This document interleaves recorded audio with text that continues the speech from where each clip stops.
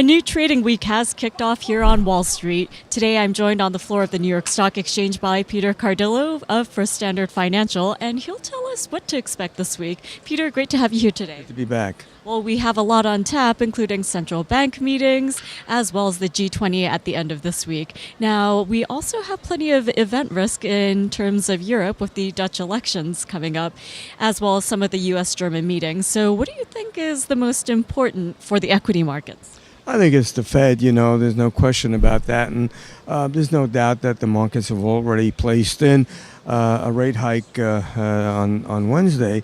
But I kind of think, what's really going to be important this time is to try to assess what the Fed is really going to say in its communique.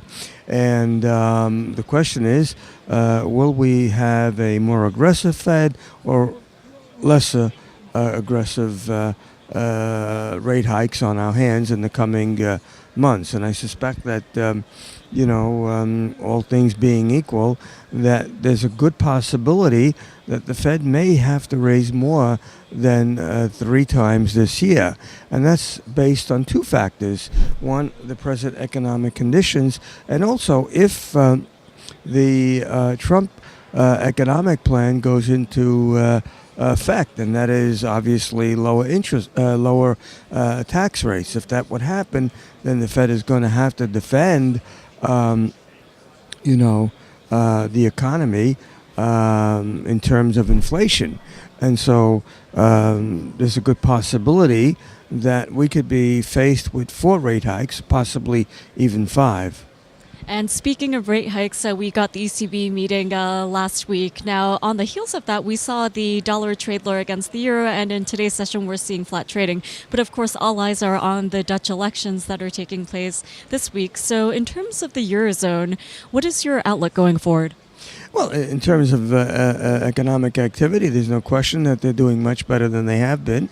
And, of course, a lot depends on the political situation in Europe. And as you mentioned, the upcoming Dutch elections. But the real key are the French elections. And, right now there seems to be a toss-up in terms of Le Pen and her opponents.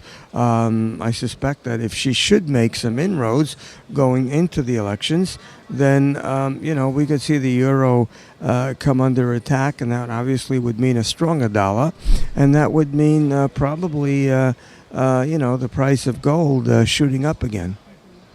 And while we're talking about the currencies, today the British pound is well supported against the US dollar. Now, Article 50 could be triggered as early as sometime this week, and that would mean that formal Brexit talks will begin.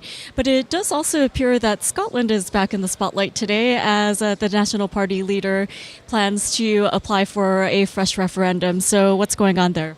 Well, obviously, that just creates another avenue of uncertainties within Europe, and so basically, with Scotland knocking on the door again, this is nothing new. It's happened in the past, and eventually, perhaps maybe they will succeed in having a referendum, and a referendum that will, mean the exit of Scotland out of Great Britain.